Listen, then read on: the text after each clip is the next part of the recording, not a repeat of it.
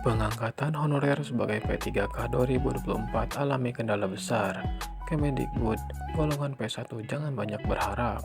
Dikutip lengkongayu.bandung.com, upaya pemerintah dalam rangka mengangkat honorer menjadi pegawai pemerintah dengan perjanjian kerja 2024 mengalami kendala.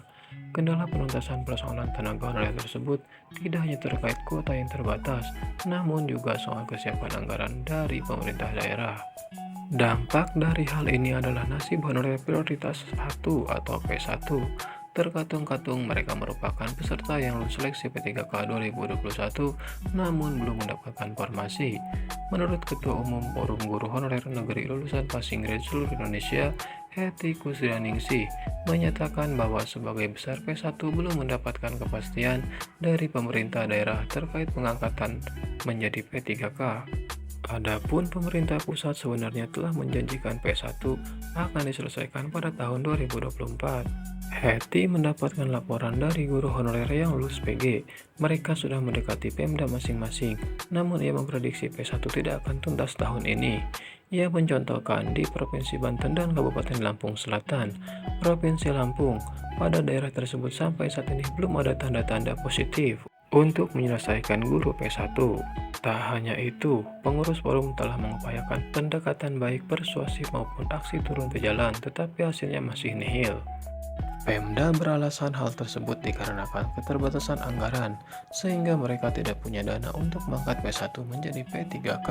Sedangkan, pemerintah pusat telah memberikan bantuan dana alokasi khusus untuk membayar gaji P3K, sehingga Pemda harus bisa mengoptimalkan anggaran yang ada untuk mengakomodasi P1.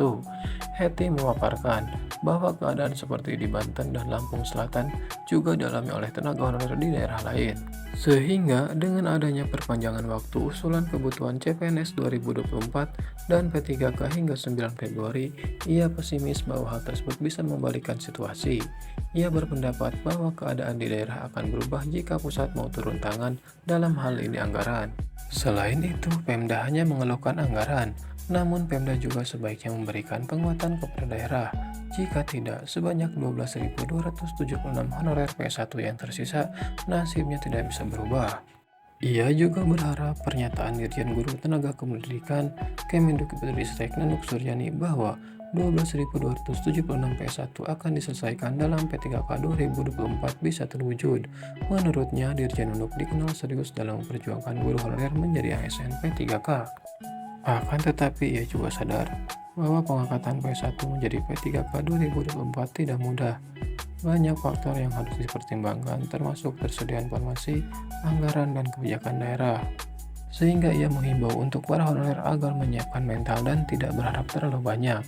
Selain itu, menurut Kemendikbudristek, formasi P3K guru menjadi kewenangan Pemda sebagai pihak yang mengajukan formasi di 2023. Berdasarkan data Kemendikbudristek untuk tahun 2023, total formasi dari Pemda adalah 296.059 orang. Jumlah tersebut masih jauh dari total kebutuhan guru P3K yang terdata sekitar 600 sekian guru. Berdasarkan pengajuan daerah tersebut muncul formasi yang dibuka untuk pelamar prioritas P1 yakni 50.000 sekian.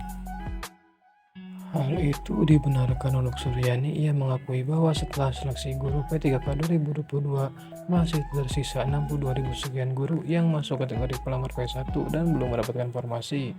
Sedangkan untuk 12.000 lebih guru P1 tetap berakomodasi karena daerah tidak membutuhkan formasi seleksi P3K tahun 2023 ini. Akan tetapi ada juga daerah yang kelebihan pasokan guru atau oversupply dan tidak membuka formasi.